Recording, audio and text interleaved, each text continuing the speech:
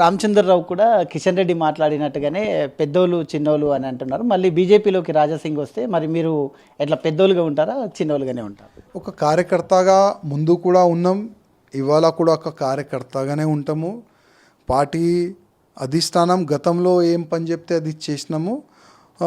ముందు కూడా ఒకవేళ బీజేపీలో వచ్చిన తర్వాత పార్టీ అధిష్టానం ఏం పని చెప్తే అది చేస్తాం మేము.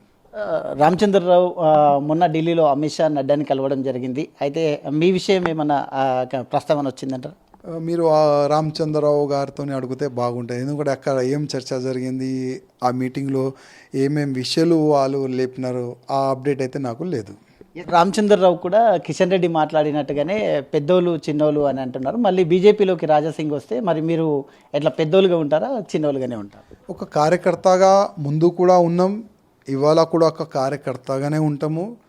పార్టీ అధిష్టానం గతంలో ఏం పని చెప్తే అది చేసినాము. ముందు కూడా ఒకవేళ బీజేపీలో వచ్చిన తర్వాత పార్టీ అధిష్టానం ఏం పని చెప్తే అది చేస్తాం మేము. రామచంద్రరావు మొన్న ఢిల్లీలో అమిత్ షా నడ్డాని కలవడం జరిగింది. అయితే మీ విషయం ఏమన్నా ప్రస్తావన వచ్చిందంటారా?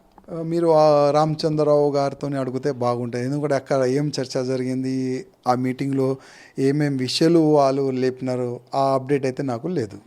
రామచంద్రరావు కూడా కిషన్ రెడ్డి మాట్లాడినట్టుగానే పెద్దోళ్ళు చిన్నోళ్ళు అని అంటున్నారు. మళ్ళీ బీజేపీలోకి రాజాసింగ్ వస్తే మరి మీరు ఎట్లా పెద్దోళ్ళుగా ఉంటారా, చిన్నోళ్ళుగానే ఉంటారు? ఒక కార్యకర్తగా ముందు కూడా ఉన్నాం, ఇవాళ కూడా ఒక కార్యకర్తగానే ఉంటాము.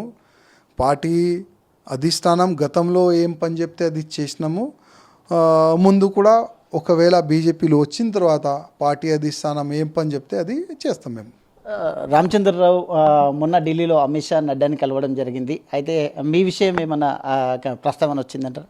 మీరు ఆ రామచంద్రరావు గారితో అడిగితే బాగుంటుంది. ఎందుకంటే అక్కడ ఏం చర్చ జరిగింది, ఆ మీటింగ్లో ఏమేం విషయాలు వాళ్ళు లేపినారు, ఆ అప్డేట్ అయితే నాకు లేదు.